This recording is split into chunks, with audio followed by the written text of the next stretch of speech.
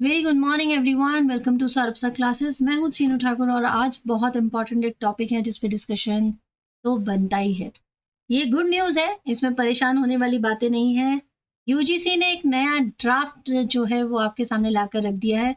बहुत सारे चेंजेस, बहुत सारे नई बातें जो है इस ड्राफ्ट के अंदर मेंशन की गई हैं। अगर आप इसके बारे में प्रॉपर वे में नहीं जानेंगे तो बहुत जल्दी कंफ्यूज हो जाएंगे। तो मैं आपको इसके बारे में छोटी से छोटी सारी जानकारी देने वाली हूँ इस वीडियो में। तो जुड़े रहिए वीडियो से के साथ, और अगर वीडियो पसंद आए तो लाइक शेयर सब्सक्राइब जरूर कीजिएगा। चलिए बढ़ते हैं इस इंफॉर्मेशन की तरफ। यूजीसी ड्राफ्ट रेगुलेशन 2025 जो अभी हाल ही में आपके सामने लाया गया है, और इसमें अगर आप नहीं सारी जानकारी लेंगे तो कंफ्यूज हो सकते हैं। इसके हिसाब से बहुत सारे चेंजेस हुए हैं जिनके बारे में हम लोग आज जानेंगे। की ऑब्जेक्टिव की बात की जाए तो सबसे पहले एनहांस फ्लेक्सिबिलिटी के लिए किया गया है, यानी कि एम या उद्देश्य ये रखा गया कि अब तक क्या होता था, बहुत सारे रिक्रूटमेंट जो हो रहे होते थे वो एक ही रेगुलेशन पे बेस्ड थे जो कि 2018 के रूल्स रेगुलेशंस थे। बट अब उनमें बहुत सारे प्रावधान लाए गए क्योंकि अब समय बदल रहा है और हर एक रिजिड चीज में बदलाव लाना बहुत जरूरी था। तो इन नियमों को भी फ्लेक्सिबल किया गया है और ज्यादा से ज्यादा फैकल्टी का रिक्रूटमेंट किया जा सके और इजीली रिक्रूटमेंट किया जा सके, इसलिए ये रूल्स रेगुलेशंस आए हैं। इंक्लूसिविटी को प्रमोट करना भी बहुत ज़रूरी है क्योंकि बहुत तरह के टैलेंट्स हैं जो कि अलग अलग जगह पर बिखरे हुए हैं। उनको सही अपॉर्चुनिटी मिलना, सही उनका हक मिलना बहुत ज़रूरी है, जिनके लिए ये रेगुलेशंस आने ज़रूरी थे। एनईपी 2020 में जितने भी चेंजेस हो रहे हैं उनमें भी ये सारी बातों को मुद्दा बनाया गया कि बहुत इजी रूल्स होने चाहिए स्टूडेंट्स के लिए, एजुकेशन के लिए, और वही सारे रूल्स टीचिंग के लिए भी होने चाहिए, फैकल्टी के लिए भी होने चाहिए। उनको भी ज़्यादा से ज़्यादा चांसेस मिलने चाहिए आगे बढ़ने के। तो उसी के चलते ये सारे नियम बदले गए हैं। नेट रिक्वायरमेंट के चेंजेस के बारे में अगर हम बात करें, क्योंकि ज़्यादातर स्टूडेंट इन सारे चेंजेस को लेकर बहुत टेंशन में होंगे, तो नेट की मैं बात करूं तो पहले क्या रूल था। पहले आपका नेट यानी कि नेशनल एलिजिबिलिटी टेस्ट जो था वो मैंडेटरी था। आपको असिस्टेंट प्रोफेसर बनने के लिए नेट एग्जाम देना ही देना पड़ता था। पर गुड न्यूज़ है उन सभी स्टूडेंट के लिए जो मास्टर्स करते हैं इंजीनियरिंग में या फिर एमटेक डिग्री जिनके पास है और जिनके मार्क्स 55% से ऊपर है, नीचे नहीं, तो उनको अब नेट करने की जरूरत बिल्कुल भी नहीं है। जी हाँ, उनको नेट करने की जरूरत बिल्कुल भी नहीं है।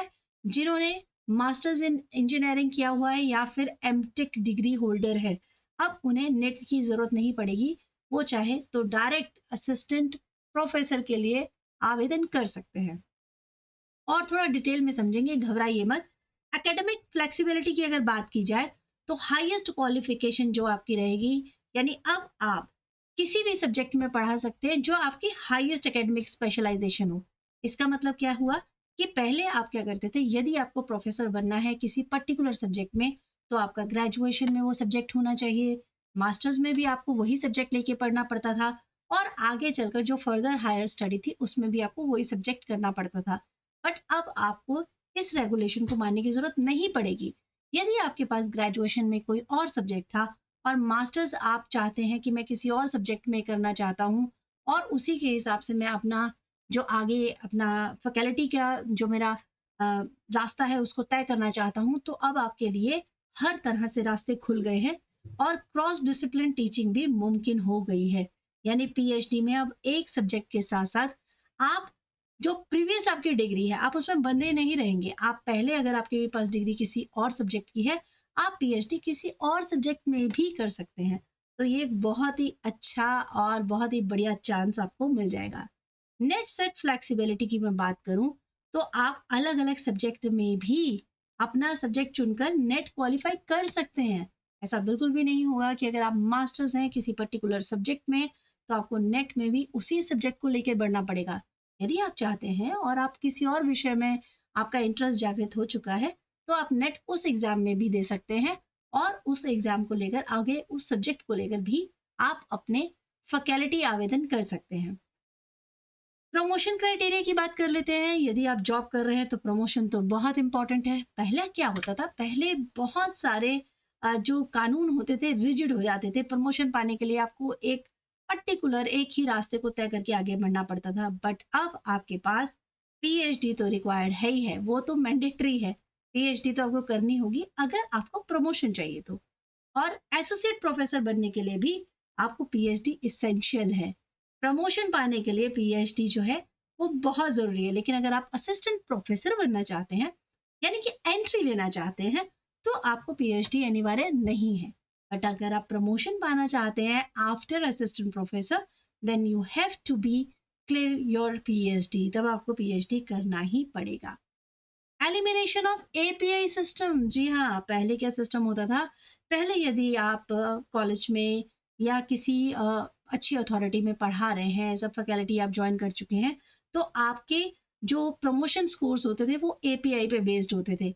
बट अब आपको जो आपकी एकेडमिक परफॉर्मेंस इंडिकेटर है उसको पूरी तरह से एलिमिनेट कर दिया गया है। अब आपके पास और भी बहुत सारे तरीके हो गए हैं जिसके थ्रू आप अपनी प्रमोशंस ले सकते हैं।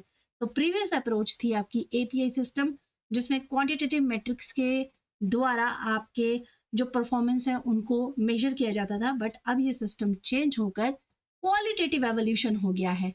यानी आप अगर अपनी टीचिंग में कोई नया इनोवेशन करते हैं, किसी तरह का कोई रिसर्च कंट्रीब्यूशन करते हैं, आप अपने ऑर्गेनाइजेशन के लिए कुछ नया आइडिया लेकर आते हैं, कुछ नई अप्रोच लेकर आते हैं, तो भी आपकी जो परफॉर्मेंस है उसी को ध्यान रखते हुए आपको आगे अप्रोच किया जा सकता है।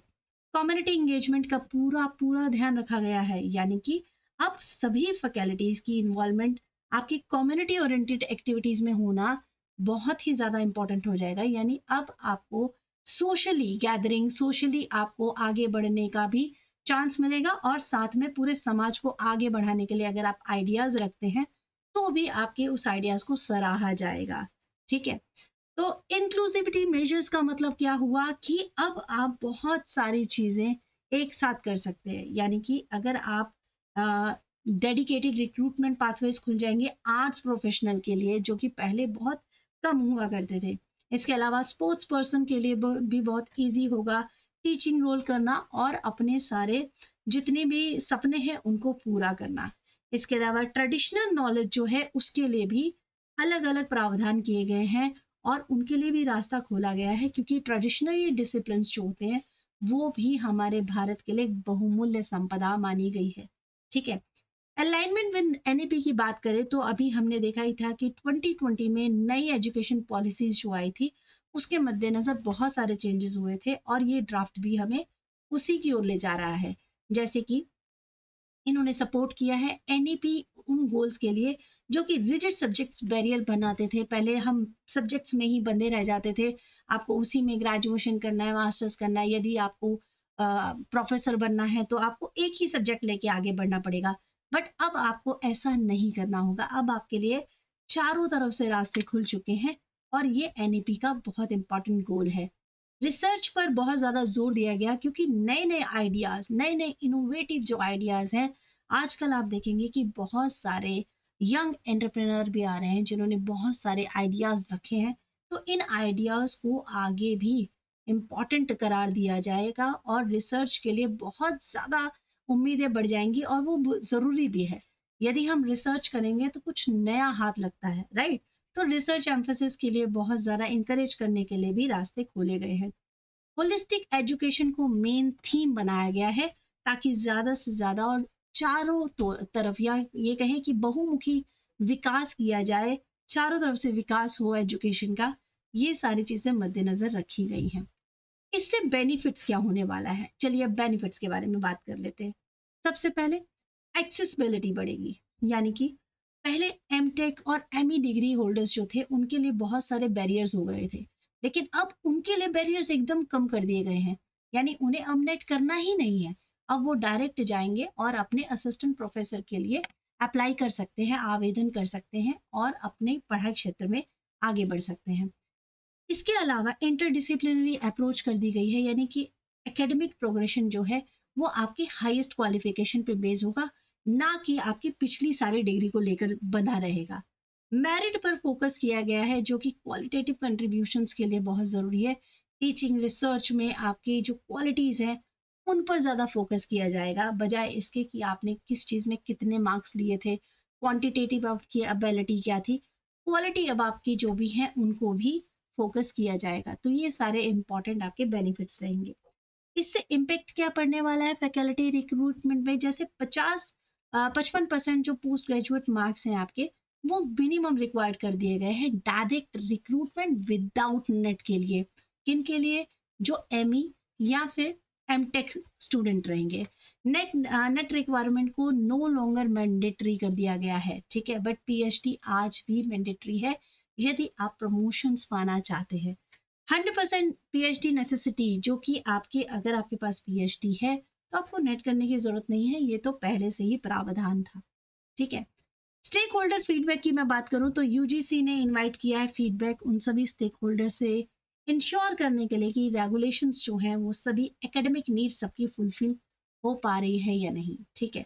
तो ये सारे प्रावधान थे जिनके साथ हम लोगों ने देखा कि चेंजेस हुए हैं, और आई होप कि आपको भी ये सारे चेंजेस बहुत ही अच्छे लगे होंगे। भाई अगर मैं पर्सनल कहूँ तो मैं बहुत खुश हूँ, क्योंकि पहले क्या होता था, बहुत सारे ऐसे फ्रेंड्स थे जो एमई कर चुके थे, एम टेक कर चुके थे, और वो सारे स्टूडेंट्स मुझसे बार बार पूछते थे कि मैम नेट करना है, बहुत मेहनत करनी पड़ रही है। तब देखिए नेट एक एग्ज़ाम जो है आपका टफ हो गया है, मैं मानती हूँ, बट अब उनके लिए तो ये बहुत बड़ी गुड न्यूज़ होगी, ठीक है। बाकी रही उन सब की बात, जैसे जो और स्टूडेंट हैं जिनका कहना है कि हमने मास्टर्स बाकी सारे डिसिप्लिन में किया है, तो उनको तो नेट देना ही होगा, उनके लिए नेट बिल्कुल अभी भी पोजीशन वही है, आपको नेट क्वालिफाई करना होगा। बट आपके लिए भी गुड न्यूज़ ये है कि यदि आपका पहले कोई सब्जेक्ट किसी और सब्जेक्ट में आपने मास्टर्स किया है और अब आप नेट किसी और एग्जाम में देना चाहते हैं तो वो भी दे सकते हैं, इवन कि आप पीएचडी भी किसी और सब्जेक्ट में कर सकते हैं। सो ये था सारा न्यूज़। आई होप आपको वीडियो पसंद आया होगा और सारा जितना भी आपका कंफ्यूजन है अब दूर हो गया होगा यूजीसी न्यू ड्राफ्ट को लेकर। तो मैं आऊंगी आपके साथ फिर से एक नया और इम्पोर्टेंट मुद्दा आपके लिए लेकर। Thank you so much, bye bye, take care.